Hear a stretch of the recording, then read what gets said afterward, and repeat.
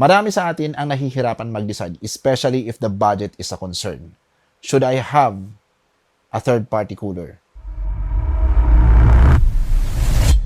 This video is brought to you by SCDKey, the best website that you may visit in terms of very affordable deals and best offer para sa application softwares, games, and yes, operating system. And there you are, you may check the Windows 10 Pro, and by using our promo code, ma-avail mo lang siya ng around $14.95 or 700 plus pesos. That's it mga kaibigan. Check the description below. May mga links po tayo dyan to go directly sa kanilang website. So here we are to help you decide. Especially if you are going for a Ryzen 7 or lower and i7 or lower. Let's go ahead sa live benchmark. Pinakita ko sa previous video, having a stock cooler is not really a very good choice. Hindi talaga siya reasonable. The temperature spike immediately from 60 going to 90 degrees Celsius.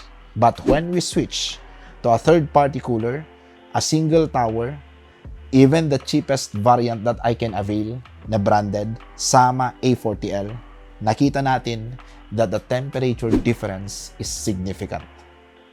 We barely hits 80 degrees Celsius. Yan is during the stability test pa. Kumbaga, stress test na yung ginawa na natin. Ang laki ng diferensya.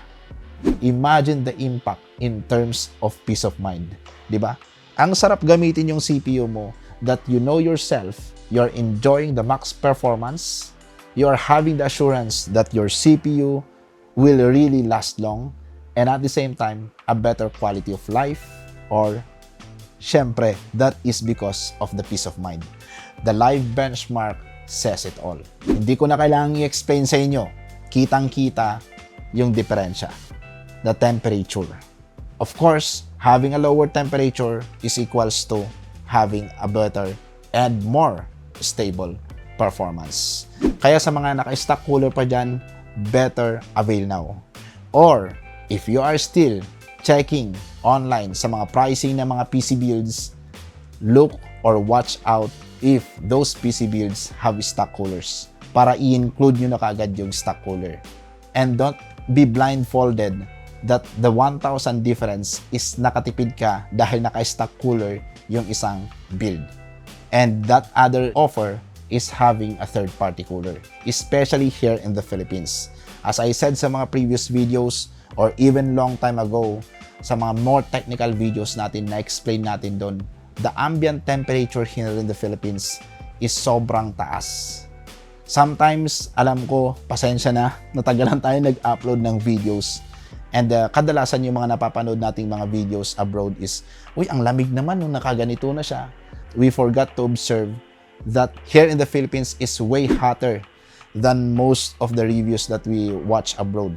Like 20 degrees Celsius difference. Some of those reviews, 20 degrees Celsius yung ambient. Sa atin, almost 40. So that's 20 degrees Celsius difference. And sobrang laki ng impact nun. That's relative. Parallel po siya. So kung yung nakita mo 70 degrees Celsius, most likely here in the Philippines, it's 90 degrees Celsius ang magiging temperature mo if you will follow those. Pero, makikita nyo naman, hindi lang ho dito sa Pilipinas, even abroad, even malamig yung temperature nila, they always go for a third-party cooler. Pero on this video, I went ahead kasi on addressing those concerns na kadalasan budget lang din naman ang dahilan. Kaya pinakita natin na kahit single tower lang, kahit yung pinakamura na lang, basta reliable or branded yung unit na yan. Kasi sa ngayon, even branded models like this, A40L, sama, is just around 1K more or less.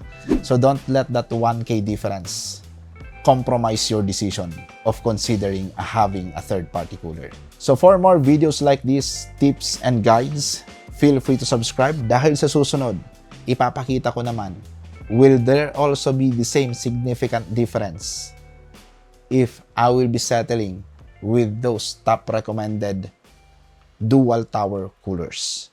Yan yung aalamin natin sa susunod, and yes, see you soon.